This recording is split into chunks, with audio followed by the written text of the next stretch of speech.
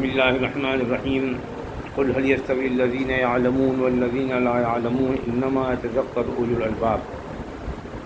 فرمایا اللہ تبارک تعالی نے، اے نبی آپ صلی اللہ علیہ وسلم فرما دیجئے کہ جاننے والے اور نہ جاننے والے برابر نہیں ہوتے، اور فہم اور دانش رکھنے والے ہی نصیحت حاصل کرتے ہیں۔ صدق اللہ المولانا العلی العظیم۔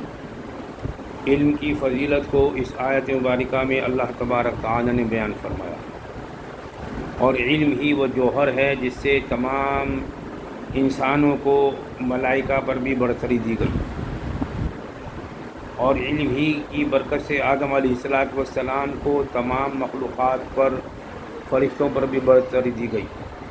مجھے اس وقت اس پس منظر میں جانا نہیں ہے، ایک خاص پس منظر میں میں نے اس آیت مبارکہ کا انتخاب کیا ہے۔ موجودہ حالات میں علم جاننے والے تو بہت ہیں۔ عالم کے معنی باقاعدہ وہ عالم نہیں جو کسی مدرسے سے فارغ و تحصیل ہوں، بلکہ ہر جتنا بھی علم جو شریعت کا جانتا ہے وہ اس کا عالم ہے۔ اور میرا یہاں عالم کا جب میں استعمال کروں گا تو وہی معنی لیجئے گا جو جاننے والا ہو، جتنا بھی علم اللہ نے شریعت کا اور جس چیز کا بھی اسے دیا ہے۔ میری مراد عالم سے یہاں یہ ہے، باقاعدہ وہ عالم نہیں جو مستند عالم دین یا ایک معروف عالم دین کی اصطلاح موجود ہے مدرسہ میں پڑھنے والے حضرات کے سلسلے میں۔ لہذا علم کے معنی جاننے کے ہیں، اور اس وقت میں یہ بتانا چاہتا ہوں کہ محض جاننے سے کچھ کام نہیں چلتا، جبکہ علم جو ہے وہ تفقہ کے ساتھ نہ ہو۔ من یرید اللہ بہ خیرا یفقہہ فی الدین، اللہ تعالیٰ خیر کا ارادہ جس کا کرتا ہے اسے دین کی تفقہ سمجھ عطا فرماتا ہے۔ سمجھ کا کیا مطلب ہے؟ علم کا جہاں جیسا تقاضا ہے اس متقاضی پر، اس تقاضے پر عمل کرنا۔ اگر علم ہے اور انسان نماز نہیں پڑھ رہا تو ایسے علم سے کیا فائدہ؟ علم ہے روزہ نہیں رکھ رہا، علم ہے جھوٹ بولنا حرام ہے، جھوٹ بول رہا ہے، علم ہے سود کھانا حرام ہے، سود خود قرآن پاک میں اللہ نے بیان فرمایا لیکن پھر بھی سود کو کھا رہا ہے۔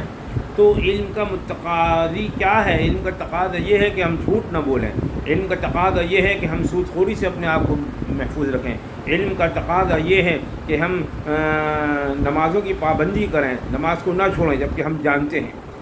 جاننے کا جہاں تک تعلق ہے، جانتا تو شیطان بھی تھا اور بہت کچھ جانتا تھا۔ یہ کہا جاتا ہے کہ معلم الملائکہ کہلاتا تھا، لیکن کیا اس کو محض جاننا کامیاب کر دیا؟ نہیں، کیونکہ وہ جاننے کی بنیاد پر اس نے کہا اللہ تبارک تعالیٰ سے کہ تو نے مجھے آگ سے پیدا کیا ہے، اس کو مٹی سے پیدا کیا ہے، ورنہ تقاضا یہ تھا علم کا کہ تو پروردگار ہے، ہمارا رب ہے، تو نے ہم سب کو پیدا کیا ہے، جیسا حکم تیرا ہو مجھے تیرا حکم ماننا ہے۔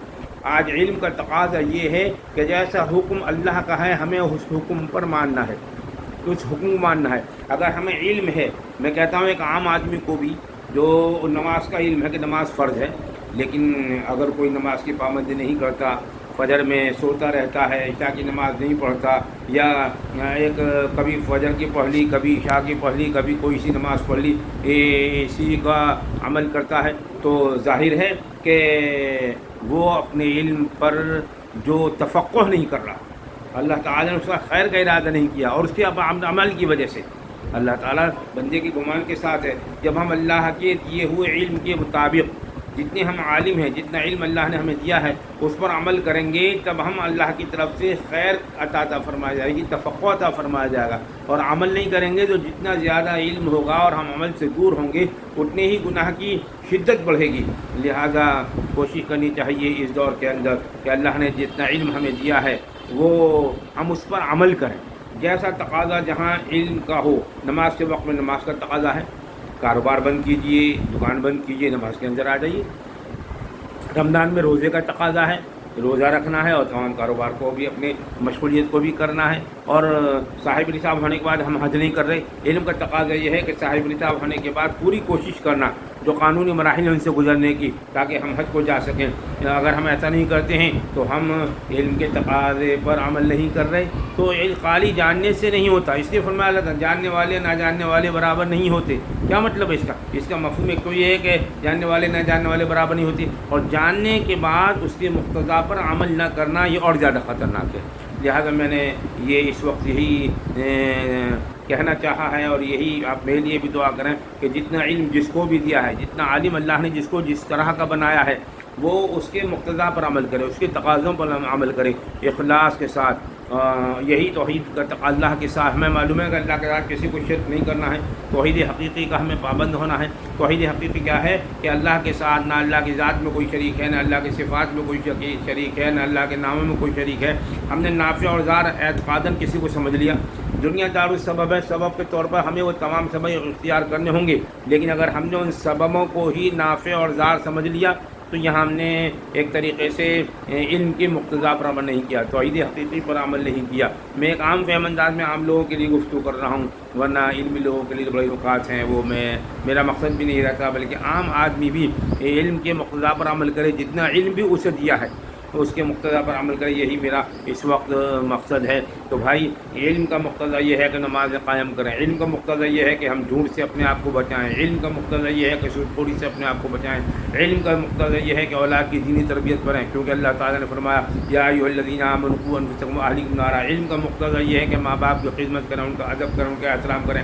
علم کا مقتضا یہ ہے کہ علم سیکھیں، علم حاصل کریں، اساتذہ کا ادب کریں۔ علم کا مقتضا یہ ہے کہ ہم نے سروس کے معاملات کو کما حق ہو اس کا حق پورا ادا کریں، اس کے ٹائم کی پوری رعایت رکھیں۔ علم کا مقتضا یہ ہے کہ ہم کاروبار کو اور تجارت کو اللہ کی بتائے ہوئے، رسول اللہ صلی اللہ علیہ وسلم کے بتائے ہوئے طریقے کے مطابق عمل کریں۔ اب ہم اپنے گریبان میں جھانک کر دیکھیں کہ جتنا بھی علم اللہ نے ہمیں دیا ہے، جتنا بھی ہم عالم ہیں، اس کے اعتبار سے عمل کر رہے ہیں یا نہیں کر رہے ہیں تو فبیہا اللہ کا شکر ادا کریں، لئن شکرتم لأزیدنکم، اور اگر نہیں کر رہے ہیں تو اللہ سے معافی مانگیں، استغفار کریں، توبہ کریں، اور آئندہ عزم مصمم کریں۔ جتنا علم ہمیں اللہ نے دیا ہے اس کے مقتضا پر عمل کریں گے اور توحید حقیقی پر گامزن ہوتے ہوئے زندگی گزاریں گے۔ وآخر دعوانا ان الحمد للہ رب العالمین۔